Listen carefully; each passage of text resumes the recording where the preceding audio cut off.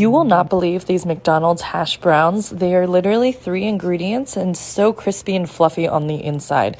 So the first thing I did was I used russet potatoes and I peeled 2 for my recipe.